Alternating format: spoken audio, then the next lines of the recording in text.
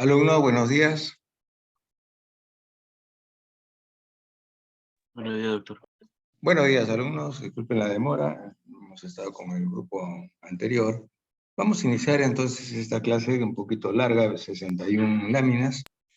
Entonces, esta es la última clase de todo el ciclo. Hemos conversado ya de diferentes temas en este segundo ciclo: aparato urinario y luego ahora aparato digestivo. Buenos días, Lesme. Bien, entonces ahora vamos a terminar con hígado, vía biliar y páncreas. Bien, estos tres elementos están estrechamente ligados para el tema de la digestión. Tenemos el hígado, que pesa alrededor de 1500 gramos, se encuentra en la zona superior derecha del abdomen y que tiene por debajo a la vesícula biliar y en zona retroperitoneal al páncreas. De estos tres elementos nos vamos a ocupar el día de hoy. El hígado está formado pues por hepatocitos, que son las células principales del hígado, que tienen una doble función mixta: función exocrina, elabora la bilis, y función endocrina, que elabora proteínas plasmáticas como la albúmina, el fibrinógeno, entre otros. Entonces, el hígado es una glándula mixta, ojo, porque algunas glándulas son solo exocrinas o son solo endocrinas. El páncreas también es glándula mixta. Bien. Los hepatocitos son las células principales del páncreas, perdón, del hígado. Vamos a ordenarnos un poquito. El hígado tiene como células principales a los hepatocitos. Los hepatocitos se encuentran dentro de globulillos hepáticos. Tienen un núcleo y a veces dos núcleos, mononucleados o binucleados. El 25% de los hepatocitos son binucleados. No tienen ninguna relevancia de interés que sean binucleados.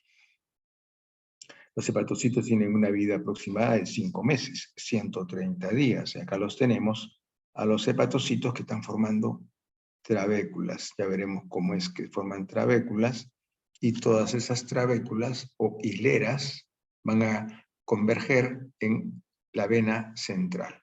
Entre los hepatocitos vamos a encontrar unos vasos sanguíneos tipo capilar sinusoide. Estos capilares sinusoides contienen en su interior hematíes, sangre en general, y también otras células de Kupffer, que son macrófagos propios del hígado. Ya lo veremos también. Los hepatocitos depositan glucógeno, es uno de los elementos, junto con el músculo, que con mayor propensión reciben al glucógeno como depósito. Contienen cantidades variables de glucógeno y también de lípidos. Los lípidos se ven como gotitas de grasa. Las gotitas de lípidos son sobre todo VLDL, es decir, lipoproteínas de baja o de muy baja, very low, muy baja densidad, y que tienen abundantes triglicéridos y abundante colesterol. Ese colesterol malo que le hablan a mucha gente es el VLDL, muy baja densidad. O sea, son lipoproteínas, proteínas y lípidos de muy baja densidad, que hay muchos triglicéridos y mucho colesterol en su interior. Muy bien, continuamos entonces con los hepatocitos, que tienen también abundantes mitocondrias en su superficie interna, lo que le da este aspecto característico de un color rosado en su interior por las mitocondrias. La disposición de los hepatocitos forman hileras. Esas hileras se llaman trabéculas de Remack. Hileras o cordones. Esos cordones o hileras convergen hacia la parte central. En el centro de cada lobulillo, es decir, el hígado tiene histológicamente lobulillos múltiples, lobulillos hepáticos. Los lobulillos son de forma hexagonal. Cada lobulillo tiene una vena central. Dentro de cada lobulillo hay múltiples hepatocitos. Estos hepatocitos forman hileras y todos ellos en esas hileras van a llegar, no todos, sino las hileras llegan hasta la vena central. Entre los hepatocitos hay espacios que aparecen en blanco, pero no son vasos sanguíneos. Miren, hematíes acá. Esos vasos sanguíneos son vasos capilares sinusoides y que contienen además esos sinusoides en su interior unos macrófagos llamados células de Kupffer. Entonces, tenemos acá las hileras de hepatocitos con sus núcleos. Vean ustedes, núcleos.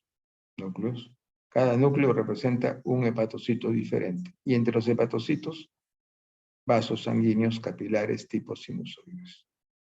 Y dentro de los vasos sanguíneos capilares sinusoides, células de Kupffer. Los hepatocitos se encuentran en tres superficies. O sea, se encuentran rodeados de tres superficies. La superficie del vaso sanguíneo sinusoide, que es la más amplia, que contiene sangre, y contiene la célula de Kupffer, que son macrófagos. Tienen entre uno y otro hepatocito, tiene canalículos biliares. Los hepatocitos elaboran bilis, y esa bilis la van a pasar hacia zonas más externas, donde lo pasan a través de esos canalículos biliares. De la luz del hepatocito pasan a los canalículos biliares. Esta es la segunda zona, 15%, y la tercera zona es una zona vasolateral, también con escasa proporción. El espacio cercano a los hepatocitos más amplio son los sinusoides con su célula de Kupffer. No olvidarse los canalículos biliares que se encuentran entre uno y otro hepatocito. Aquí comienza a pasar a través de conductos la bilis que se ha elaborado en cada uno de los hepatocitos. Muy bien. Los hepatocitos formando hileras, todas esas hileras van a llegar a una vena central. Es decir, el hepatocito, el lobulillo es amplio, el centro del lobulillo tiene una vena central. Y los hepatocitos, todos ellos, llegan en fila hasta la vena central. Y los sinusoides entre los hepatocitos. Zona más clara, pero conteniendo sangre en su interior, estos sinusoides. Tenemos acá entonces las hileras o cordones de hepatocitos. Entre ellos, miren, encuentran acá los canalículos biliares. Canalículos biliares. Vamos a poner más acá para poder apreciar mejor. Canalículos biliares. Bien. Entonces, las hileras o cordones de hepatocitos. Entre los hepatocitos, canalículos biliares. Entre hileras tenemos vasos sanguíneos capilares sinusoides fenestrados. ¿Qué significa fenestrado? Con algunos hoyuelos, con algunos poros. Para estos poros va a haber un intercambio de moléculas pequeñas que entran y salen a través de las fenestras o poros.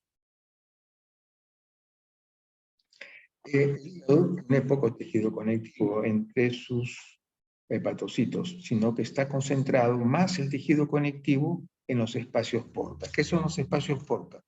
Son espacios de tejido conectivo que están ocupados por tres elementos. Por una rama, que es esta grande, una rama de la vena porta, una rama de la arteria hepática y una o dos ramas del conducto biliar.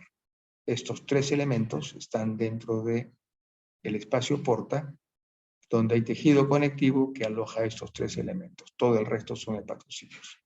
Hay muchos espacios porta porque están entre los lobulillos, y los lobulillos son numerosos.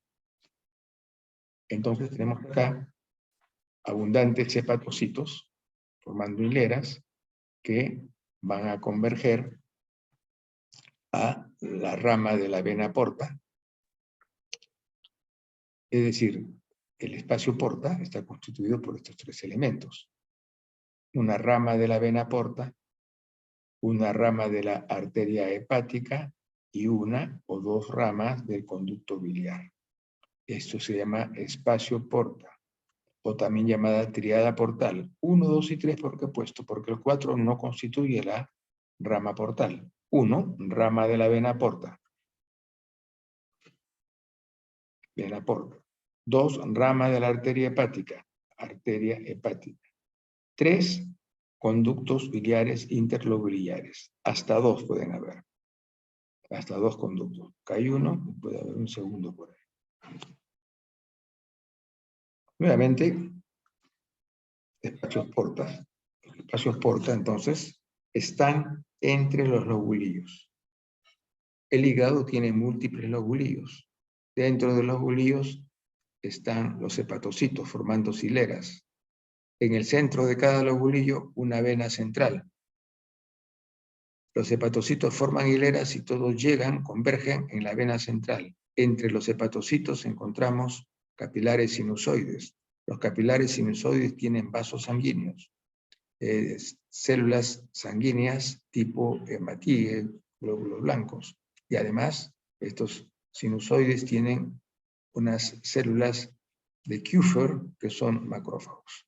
Muy bien. Y entre los lobulillos, entre uno y otro lobulillo, los espacios porta, donde encontramos esta triada o 3 elementos, como son una rama de la vena porta, una rama de la arteria hepática y una rama del conducto biliar. Pueden haber hasta 2 ramas del conducto biliar, dentro de un tejido conectivo que está entre los lobulillos hepáticos. Acá lo mismo. Se pueden encontrar algunos linfocitos, macrófagos y mastocitos, pero no polimorfonucleares ni células plasmáticas en estos espacios porta, que ya sabemos decir que el más grande es rama de la vena porta, luego viene una rama de la arteria hepática, una o 2 ramas del conducto biliar. Los hepatocitos por fuera, fuera del espacio porta. En el espacio porta no vamos a encontrar hepatocitos, solo tejido conectivo y esos 3 elementos. Bien, acá lo mismo, vamos a continuar porque estamos cortos de tiempo. Lo repasan esto, que ya es conocido entonces. Lo que está punteado es el espacio porta, todo el resto son los hepatocitos. Ahora, ¿qué es la placa limitante? Miren, el espacio porta es tejido conectivo, ¿de acuerdo? Eso sí ya lo saben reconocer con sus 3 elementos. 1, 2 y 3. Ya. Por fuera están los hepatocitos. Pero entre el espacio porta y los hepatocitos hay una zona con esta flecha curva, pequeño espacio, que está conformado por algunos hepatocitos. Esa zona se llama placa limitante, que limita el espacio porta con el resto de los hepatocitos. Placa limitante separa el tejido conectivo del espacio porta de los hepatocitos. Este pequeño espacio se llama espacio de Moll. El hígado puede, los lobulillos. Dentro de los lobulillos hay hepatocitos abundantes. Hay múltiples lobulillos y entre los lobulillos, dentro de ellos hay hepatocitos. Bueno, hay 3 presentaciones microscópicas que vamos a ver ahora. El lobulillo hepático clásico, que es un lobulillo hexagonal. Dentro del lobulillo tenemos la vena central y alrededor del lobulillo encontramos los hepatocitos, los capilares sinusoides, la célula de Kupffer, y por fuera encontramos los espacios porta, con los 3 elementos. Este es el tradicional, el clásico, pero hay un lobulillo portal, que vean ustedes, está formado por este triángulo. Este triángulo lo conforman 3 lobulillos hepáticos. 1, 2 y 3. Pero el triángulo lo conforman de este lobulillo portal las venas centrales. Acá está en inglés, central vein. Vena central y vena central. Este triángulo se llama lobulillo portal y tienen también en el interior parte de hepatocitos parte de hepatocitos y parte de hepatocitos. Y en el centro de todo, ¿qué se encuentra? Un espacio porta. Y el eje es en la parte central, que es la rama de la arteria hepática. Ese es el lobulillo portal. Estudienlo bien, porque puede venir en el examen. El acino hepático, lo mismo. El acino hepático es un rombo, miren ustedes. Vena central, acá tenemos, perdón, ¿qué hablo? Arteria, rama de la arteria hepática, porque está por fuera. Es decir, que vemos acá, esto corresponde a un espacio porta.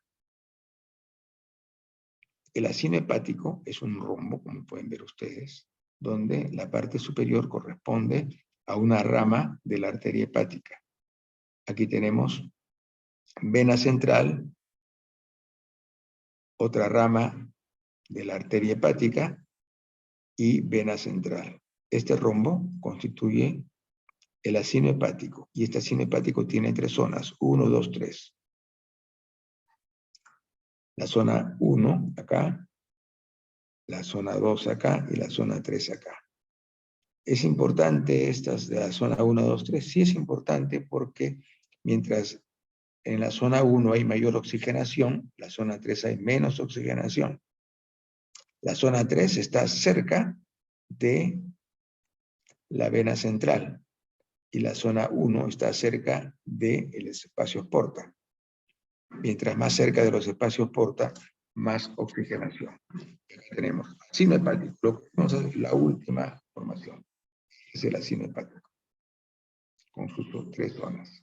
Lo vamos a ver rápidamente acá. Entonces, es un ejemplo del acino hepático. Al centro, vena hepática central. Y esto es un lobulillo hepático.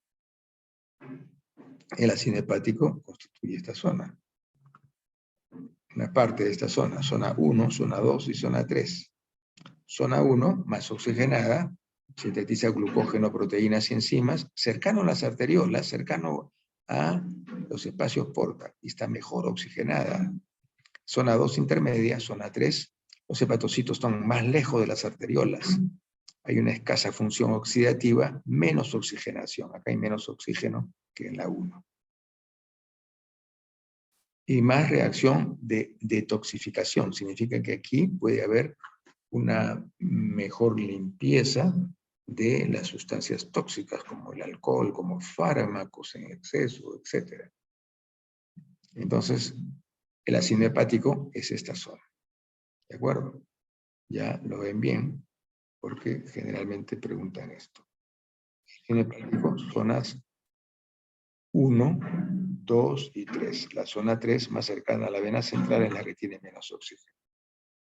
Como dice acá, miren, tensión parcial de oxígeno, zona 1, abundante tensión, zona 2 intermedia, zona 3 menor. No es que no tenga, sino hay menor cantidad de oxígeno en la zona 3. Bien, hígado de cerdo con conformación hexagonal. Miren ustedes, diversos lobulillos hepáticos. Estos son los lobulillos hepáticos. Vean ustedes.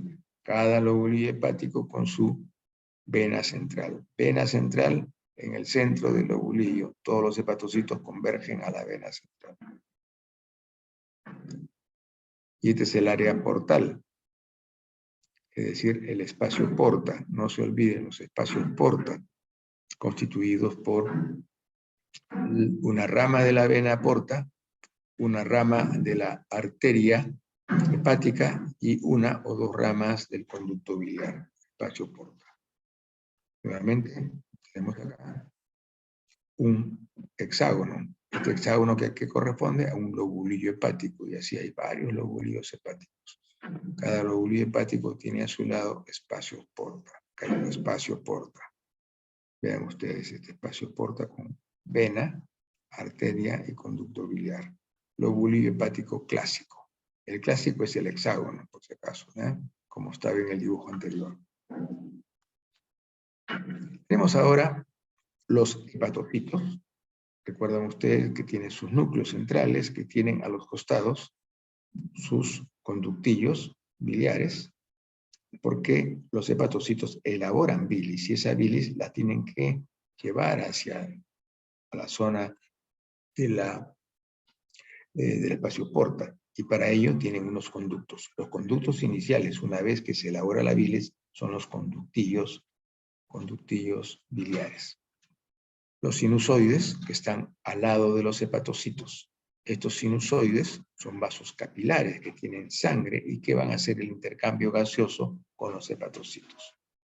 ¿De acuerdo? Los sinusoides, a través de sus hematíes, hace el intercambio de oxígeno y dióxido de carbono con los hepatocitos. Pero por debajo del espacio sinusoidal, y para el otro lado, el hepatocito, hay un espacio de Dice. Es este espacio de Dice. ¿Qué encontramos en el espacio de Dice? Es un espacio entre el hepatocito y el capilar sinusoide. Espacio de Dice. Vamos a encontrar células estrelladas. Células estrelladas. Arriba los hepatocitos, abajo el sinusoide, que tiene, circulando por acá, sangre, y tiene células de Kupffer, que son macrófagos.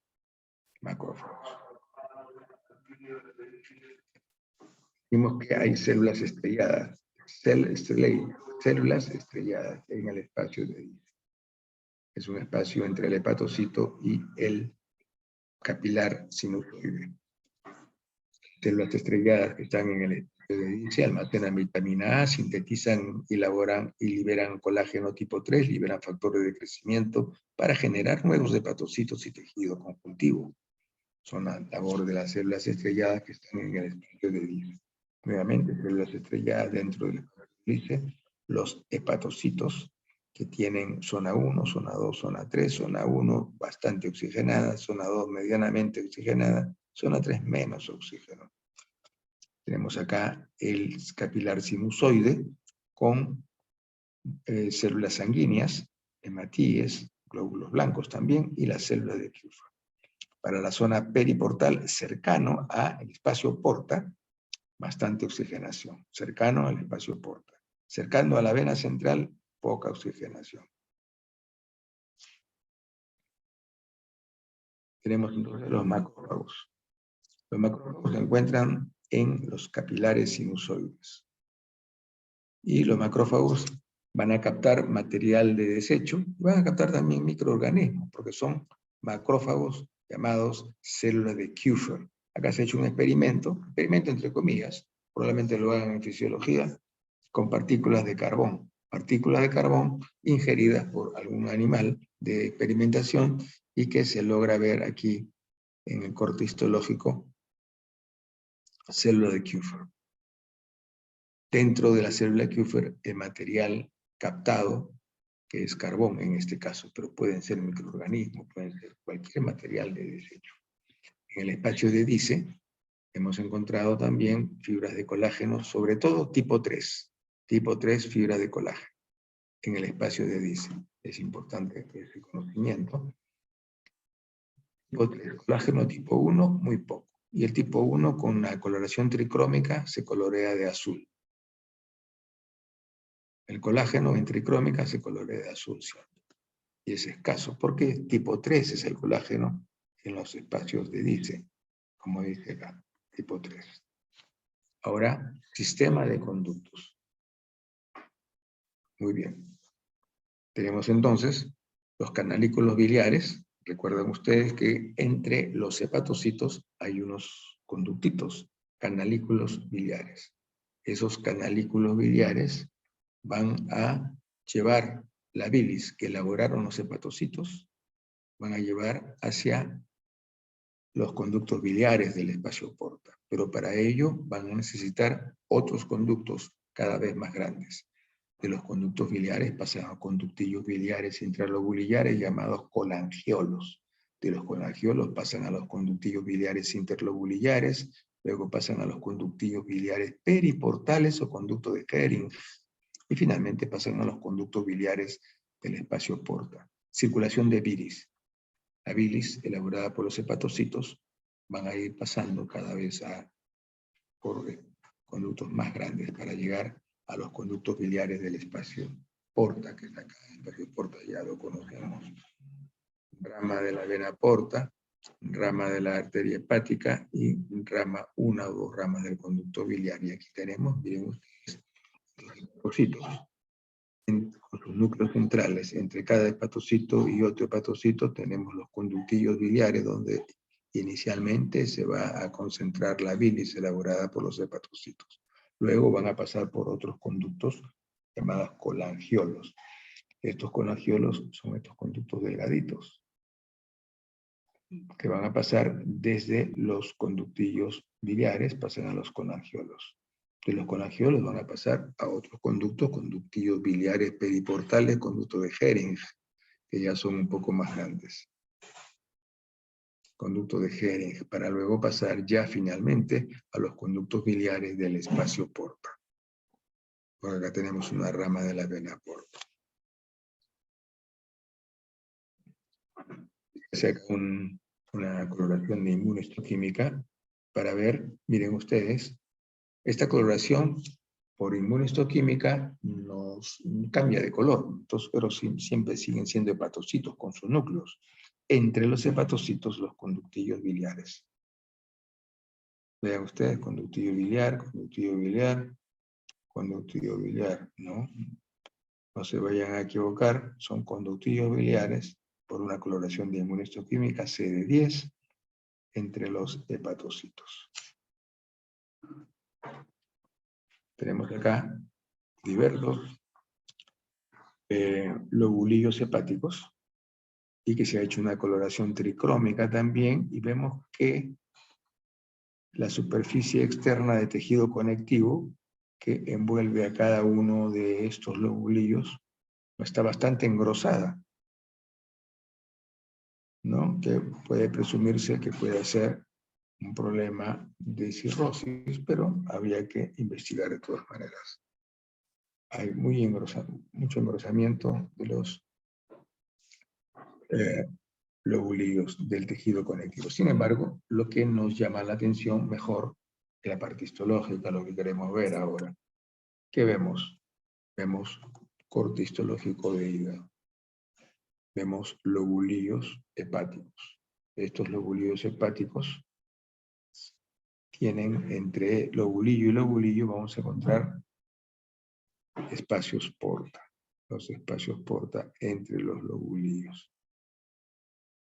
Cada lobulillo tiene en interior hepatocitos. Los hepatocitos convergen todos hacia la parte central, que es la vena central. Los hepatocitos están en hilera, y entre estas hileras tenemos vasos sanguíneos sinusoides con células de Kupffer. Ahora hablemos de vesícula biliar y vías biliares.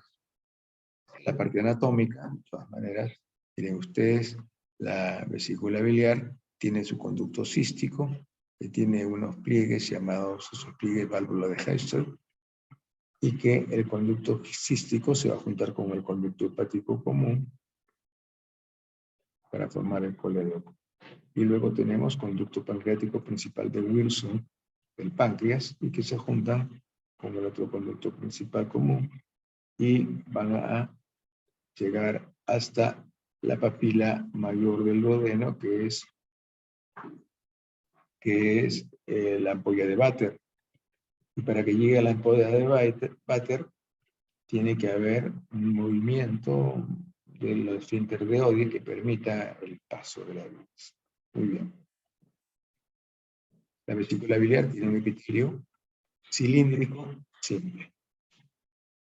Tiene una mucosa con su epitelio y su lámina propia. Epitelio y lámina propia, la mucosa de la vesícula biliar, recordando que el epitelio es cilíndrico simple. Por debajo de la lámina propia de la mucosa encontramos a la muscular, y por debajo de la muscular la adventicia. Tenemos epitelio cilíndrico simple con microvellosidades. Epitelio cilíndrico simple con microvellosidades en la superficie externa de la vesícula biliar. Gallbladder significa vesícula biliar. Microvellosidades. ¿Y por qué lo vemos de esa manera? Porque la vesícula biliar no tiene vellosidades intestinales. Lo que parece que fueran vellosidades intestinales son pliegues de la mucosa de la vesícula biliar. Entonces, tener muy en cuenta. Pliegues de la vesícula biliar, por eso que vemos que el epitelio sube y luego baja, porque están plegados. Y el epitelio es cilíndrico simple con microvellosidades. Vesícula biliar, epitelio columnar simple, es decir, epitelio cilíndrico o columnar. Tenemos acá el epitelio, lámina propia, que pertenece a la mucosa, y por debajo la capa muscular. Ahora tenemos acá una explicación sobre quimo ácido y quimo rico en proteínas y grasas. Rápidamente, porque estamos con agua. El estómago va a formar el quimo.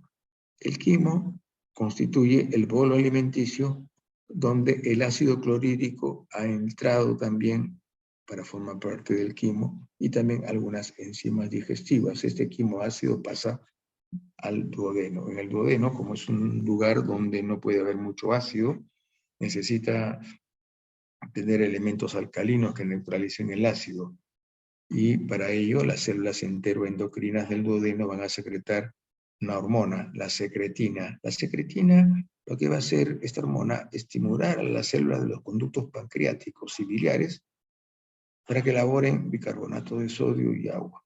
Y así es que la secreción de agua y de bicarbonato de sodio, que ya ha sido elaborado por la secretina que estimula las células del conducto pancreático y conducto biliar, va a neutralizar el quimo ácido. En cuanto a el desarrollo del proceso digestivo de proteínas y grasas, estas proteínas y estas grasas necesitan dividirse en sus fracciones más pequeñas. Las proteínas se dividirán en aminoácidos, las grasas en ácidos grasos, y luego van a pasar al duodeno. Al pasar al duodeno es la división, y entonces las células enteroendocrinas del intestino delgado van a secretar ya no la secretina, sino la colecistoquinina, que tiene una acción en prácticamente todos los órganos que intervienen en la parte digestiva. En el duodeno, la colecistoquinina va a hacer que se secrete la enzima enteroquinasa. Esta enzima enteroquinasa va a hacer que el tripsinógeno se convierta en tripsina. La proenzima tripsinógeno se convierta en tripsina. También va a actuar sobre la contracción de la vesícula biliar, la colecistoquinina. Y al contraerse la vesícula biliar va a liberar bilis por el conducto cístico. Recordemos que la bilis se elabora en los hepatocitos, pero se concentra y se almacena en la vesícula biliar. Y por último, la colecistoquinina estimula las células de los acinos pancreáticos para secreción de las enzimas. En este dibujo podemos ver el páncreas. Tiene su cola, cuerpo y cabeza. La cabeza está en contacto con el duodeno. Y también el conducto principal de Wilson, y también con el colédoco, van a ver aquí el pase hacia la papila duodenal, que es lo que corresponde a la ampolla de Vater. El páncreas puede ser páncreas exocrino y páncreas endocrino. El páncreas exocrino secreta 1500 mililitros de jugo pancreático por día. Y el páncreas endocrino representado por las células de los islotes del lácteo. Entonces tenemos acá el páncreas en general. El páncreas presenta una cápsula, una pseudocápsula, y que a partir de ahí va a presentarse algunas trabéculas. Estas trabéculas contienen vasos sanguíneos, contienen también tejido conectivo, contienen fibras nerviosas. Y el páncreas va a contener una gran cantidad de acinos glandulares productores de enzimas. Estos acinos glandulares van a producir las diversas enzimas, y esas enzimas van a colocarlas inicialmente en la parte central del acino. El acino tiene una luz. Cada acino, acá hay múltiples acinos, cada uno de los acinos tiene una luz. Esa luz tiene en su interior células centroacinares.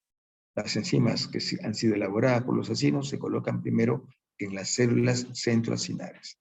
De las células centroacinares, ahí van a pasar las enzimas que se han sido producidas por las células del acino. Cuando llegan a las células centroacinares, las enzimas van a pasar a otro conducto, el conducto intercalar. Del conducto intercalar van a pasar estas enzimas a elementos más grandes, como los conductos intralobulillares, y luego a otros más grandes, conductos interlobulillares, para llegar por fin al conducto de Wilson. Y tenemos acá el páncreas endocrino, constituido por los islotes de Langerhans. El páncreas exocrino contiene tanto a los acinos como a los conductos, mientras que el páncreas endocrino a los islotes de Langerhans. El páncreas endocrino no necesita acinos, no necesita conductos, porque el producto que secretan, las células dentro de los islotes de Langerhans, van directamente a la sangre, sin necesidad de acinos ni conductos. Entonces, el páncreas está dividido en lóbulos. Y los tabiques que se presentan en esta zona, que traen vasos sanguíneos, dividen en lóbulos al páncreas. Estos lóbulos tienen en su interior a los acinos glandulares y a los conductos. Y también, por supuesto, a los islotes de Langerhans. Islet significa islote de Langerhans. Miren ustedes, este es un islote de Langerhans, otro islote de Langerhans. Páncreas endocrino tiene acinos glandulares que elaboran las enzimas, y conductos. Los conductos, una vez elaboradas las enzimas, los llevan hacia el duodeno por diversos conductos, cada vez conductos más grandes. Y tiene el sistema de conductos excretores que elaboran, que las enzimas elaboradas por los acinos los llevan hacia el duodeno. Tenemos entonces este corte histológico. Recuerden ustedes que aquí son los acinos glandulares del páncreas, a veces más oscuros incluso, y tienen conductos excretores, los acinos. Este es un conducto excretor. Una arteriola y una vénula presente también acá. Tenemos acá acino, es un acino. ¿Qué tiene el acino? Tiene células acinares con sus núcleos. ¿Qué hacen las células acinares? Producen enzimas. ¿Cómo producen las enzimas? Por este zimógeno que tienen dentro. Cada una de estas células acinares tiene zimógeno. Este zimógeno incentiva a la célula para que produzca enzimas, y las produce. Esas enzimas van a ser ubicadas primeramente en las células centroacinares y luego a los conductos intercalares. Células centroacinares primero y luego los conductos intercalares. Acá lo mismo, vamos viendo una gran cantidad de acinos glandulares dentro de las trabéculas. Esos acinos glandulares elaboran el producto de secreción de las glándulas, las enzimas, y las enzimas pasan primero a los conductos intercalares. A los conductos intercalares pasan a los conductos intralobulillares, y luego a los conductos interlobulillares que están por acá. Intralobulillares y interlobulillares. Repito la progresión. Cada uno de estos acinos redondos producen enzimas. Las enzimas van primero al centro del acino, a las células centroacinares. De las células centroacinares pasan a los conductos intercalares. De los conductos intercalares van a pasar a los conductos intralobulillares, y de los conductos intralobulillares a los conductos interlobulillares.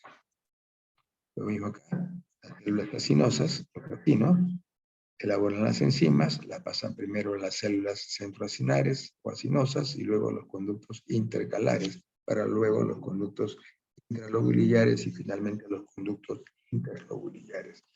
Tenemos los acinos y las células centroacinares.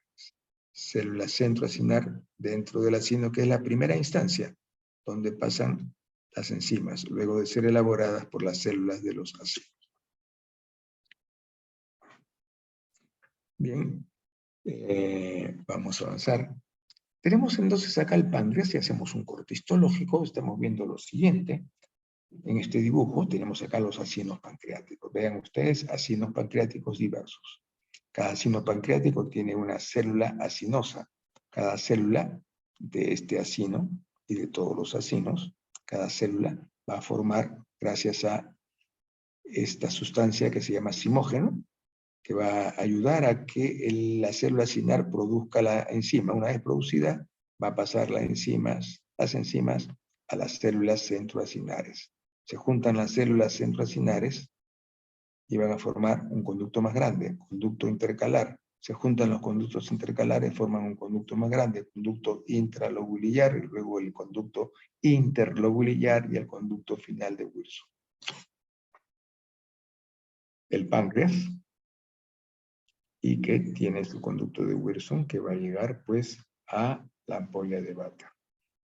Nuevamente el resumen de lo que hemos dicho: los acinos glandulares elaboran las enzimas.